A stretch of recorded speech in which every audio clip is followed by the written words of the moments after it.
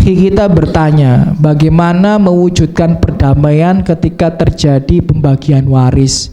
Karena terkadang ketika kita berusaha untuk membagi waris sesuai syariat, sedangkan saudara atau keluarga kita enggan untuk membagi waris sesuai syariat, terjadi pertikaian. Bagaimana ini? Jadi perlu dipahami ya.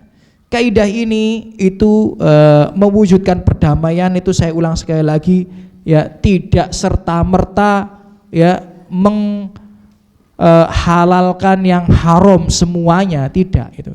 Yang menghalalkan yang haram jadi halal tadi itu cuma dusta saja ya, cuma dusta dan lain sebagainya untuk mendamaikan dua belah pihak. Tapi bukan gara-gara mewujudkan perdamaian kemudian nanti kita menanggalkan syariat Allah, tidak. Ya, karena tetap kaidahnya ya ayyuhalladzina amanu la tuqaddimu baina yadayillahi wa rasulih. Nah, ayat-ayat tentang perdamaian itu kebanyakan ada di surat Al-Hujurat. Nah, jadi kalau jenengan nanti senggang dibuka surat Al-Hujurat. Itu isinya tentang perdamaian antara sesama manusia dan menjauhi konflik. Al-Hujurat. Tapi perlu kita ketahui, di surat Al-Hujurat itu awal surat itu Allah berfirman, ya ayyuhalladzina amanu la tuqaddimu baina yadayillahi wa rasulih wattaqullah. Wahai orang-orang yang beriman, janganlah kamu mendahulukan tangan Allah dan tangan Rasulnya. Maksudnya apa? Perkaranya Allah dan perkaranya Rasul itu tetap jadi yang utama ya. Jadi tetap menjadi prioritas ya. Perkara kita ya baru second opinion, nomor berikutnya gitu loh ya. Jadi jangan sampai ya hanya untuk mewujudkan perdamaian kemudian syariat Allah kita tabrak. Di surat Al-Hujurat saja yang membahas tentang perdamaian, awal suratnya saja sudah dibuka dengan apa? Mendahulukan Allah dan Rasulnya. Jadi harus kita dahulukan Allah dan Rasulnya. Bagaimana kalau terjadi konflik? Namanya berdakwah, resiko konflik pasti ada. Namanya mengamalkan kebenaran, resiko konflik pasti ada. Bahkan itu sunnatullah. Sunnatullah, orang yang mengamalkan kebenaran pasti akan ada resiko konflik. Tapi tinggal konfliknya sama siapa. Bisa jadi konfliknya sama orang tua, bisa jadi konfliknya sama saudara, bisa jadi sama tetangga, bisa jadi sama orang kantor, ya, bisa jadi dengan desa sebelah.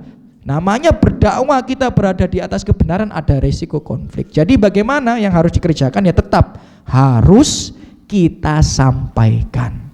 Ya, kalau memaksa, ya kalau mau memaksa silahkan, ya. Tapi kan solusinya gini, ada solusi. Jadi Bapak sampaikan kepada keluarga bahwa membagi waris sesuai syariat itu hukumnya wajib. Dibuka surat An-Nisa halaman yang ketiga, 1, 2, 3 dibacakan itu.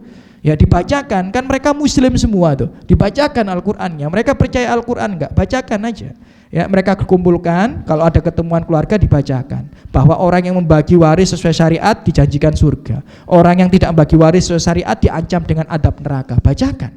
Nah, kalau mereka masih tidak mau membagi waris sesuai syariat, ya ada pilihan yang lainnya.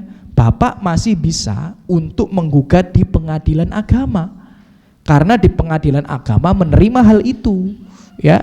Menerima penyelesaian waris sesuai syariat gitu. Itu pilihan yang kedua. Pilihan yang ketiga, kalau memang berat, masih merasa berat, ya namanya itu tanazul. Tanazul itu gimana? Ya kalau laki-laki pasti nanti dia tanazul, tidak mengambil semua bagiannya gitu ya. Kalau perempuan jangan ngambil lebih dari itu gitu ya. Jadi misal nih, ya jenengan tanya sama ustadz, oh bagian jenengan itu harusnya dapat 1/4 misal ya kan. Tapi di waris itu jenengan, karena jenengan minoritas, hitungannya jenengan cuma dapat 1/8. Nah, kalau laki-laki ya tanazul, ya gak apa-apa wis aku 1/8 gitu ya. Berarti kan hak jenengan kasihkan kepada mereka. Jenengan sudah berusaha untuk menjalankan syariat tapi mereka nggak mau, mereka yang dosa. Tapi untuk ibu-ibu yang perempuan biasanya dapetan lebih. Nah, ya ini sering ada perempuan-perempuan ya, akhwat-akhwat datang ke saya sama suaminya konsultasi waris.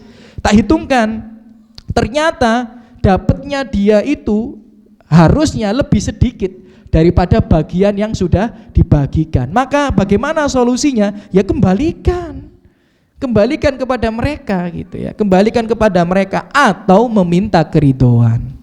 Ya, jadi misal bagiannya ibu-ibu ini cuma 1/8, ini misal loh ya, cuma 1/8, tapi dapatnya 1/4. Maka bagaimana? Bilang ke mereka, bagianku cuma 1/8, ya harusnya sisanya ini milik antum-antum semua. Kalau mereka nggak mau, udah nggak mau, buat kamu saja. Nah itu jadi halal. Tapi kalau tidak diflorkan seperti itu, tidak meminta keridhaan, akan tetap haram. Dan untuk masalah waris ini dosanya berkuadrat-kuadrat ya, karena waris ini pertama kalau seandainya tidak dibagi sesuai syariat ya memang tidak dibagi sesuai syariat itu sudah dosa karena menyelisih syariat ya. Bahkan kalau nggak percaya pembagian waris, dia bisa kafir. Dibaca nanti di surat An-Nisa halaman yang ketiga itu. Kalau dia percaya tapi nggak bagi sesuai syariat, dia pelaku dosa. Ya, dia percaya tapi nggak bagi sesuai syariat, dia pelaku maksiat. Tapi kalau dia nggak percaya padahal Al-Quran udah dibuka, nah dia bisa kafir. Dibaca itu nanti di akhir ya, halaman yang ketiga di surat An-Nisa.